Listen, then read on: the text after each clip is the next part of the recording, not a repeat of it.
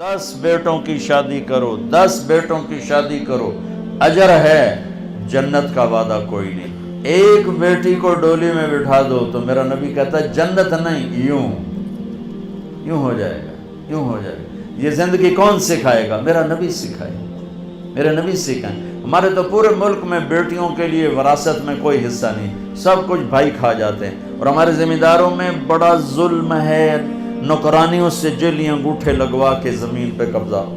और वो बहनें भी इतनी सब्र वाली हैं, वो चुप करके सह जाती हैं, एक लफ्ज़ नहीं बोलती। कभी कभी कहीं कोई आवाज़ सुनने को मिलती है कि कोई केस वाली है, वरना वो बेचारी सब्र से कड़वा घूंट पी के चली जाती हैं। मेरे नबी ने बेटियों की विरासत रखी, मेरे रब ने बेटियों की विरासत रखी। और विरासत ना देना बेटी को, बहन को, ये इतनी बड़ी चोरी है जितना किसी घर में जाके चोरी करना। मैंने जिन उस्ताद मोहतरम से कुरान पढ़ा, तफसीर पढ़ी, मैं उनके पास शहद की बोतल लेकर गया। वो 10 रुपए की शहद की बोतल आती थी, लेकिन मेरे तो 10 पैसे भी नहीं लगे थे। अपना जो मेरे आमों का बाग था उससे उतरवा के ले गए। कहा उस्ताद जी आपके लिए शहद लाया हूँ। कहाँ से लाए हो? मैंने कहा जी मेरे अपने बाग का है। मेरे वालिदैन जिंदा थे उस वक्त। मैंने कहा जी मेरे अपने बाग का है। अब मेरे उस्ताद का सवाल सुनना।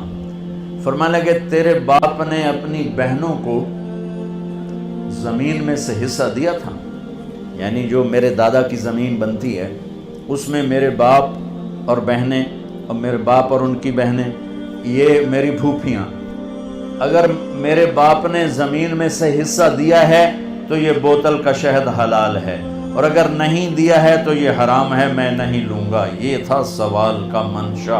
ये शरीयत बेटियों को ये हक देती है, बहनों को ये हक देती है। जिसने 2 बेटियों को डोली में बिठाया जन्नत वाजिब। जिसकी बेटियां कोई नहीं, बेटी नहीं हुई, उधर जैसे मेरा यानी मेरे जो दादा थे उनके कोई बेटे, 2 भाई थे सिर्फ, मेरा बाप और मेरा ताया, बस 2 भाई थे, सारी विरासत उनकी थी कि, लेकिन अल्लाह ने दो बेटियां नहीं दी, 2 बहनें दे दी। उसने अपनी बहनों को बेटियों की तरह पाला और शादी की और डोली में बिठाया, और जो बाप की तरफ से हक बनता है उनके घर पहुंचाया। तो मेरा नबी ने फरमाया कि जन्नत में दाखिल हो गया, वो जन्नत में दाखिल हो गया। लिहाजा अपनी शादी में माँ बाप की राय को शामिल करना, माँ बाप की राय को शामिल करना, माँ बाप की राय को शामिल। माँ बाप से कहता हूँ मुसल्लत ना करो, मुसल्लत ना करो, क्योंकि ये बच्चे और बच्ची का इख्तियार है। कबूल किया, बाप नहीं कहता, माँ नहीं कहती, कबूल किया बच्चा कहता है, और बच्ची कहती है। तो ये अल्लाह ने शरीयत का हक बच्चे और बच्ची को दिया। ये वालिदैन से कहता हूँ, आपसे कहता हूँ माँ बाप की राय और माँ बाप की छाँव के तले ये फैसले करो। और माँ बाप से कहता हूँ कि मुसल्लत ना करो। कबूल किया, ये लड़की कहती है, कबूल, लड़का कहता है कबूल किया, ना कहो तो निकाह ही नहीं। तो कबूल करना तो अल्लाह ने बच्चे का हक रखा है, बच्ची का हक रखा है। तो माँ बाप के सामने हाथ जोड़ता हूँ कि मुसल्लत ना करो, मुसल्लत ना करो। ये मेरे नबी की तालीम है। वो मेरे भाइयों, नबियों के बाद अगर कोई जोड़ा है तो वो अली व फातिमा है, वो अली व फातिमा है। और मेरे नबी ने कहा, क्या मैंने कहा था कि अल्लाह ने कहा यहाँ बेटी दो, मैंने दी। अल्लाह ने कहा यहाँ शादी करो, मैंने शादी की। आसमान से जिब्रील पैगाम ला चुके हैं कि फातिमा अली के लिए तय है, और अली रिश्ते का पैगाम लेकर आते हैं, या रसूल अल्लाह मैं फातिमा के लिए आया हूँ।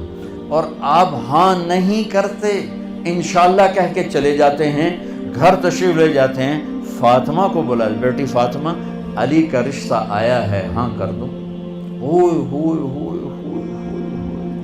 ओ मेरे अजीज़ो, अल्लाह का फजल है। ये हमारी आज की बच्चियां भी, ये भी बेचारी चुप करके सर झुका के बैठ जाती हैं, बहुत कम फरियाद करती हैं। तो आपका क्या ख्याल है अगर मेरे नबी बाहर हाँ कर देते तो फातिमा ने इनकार करना था?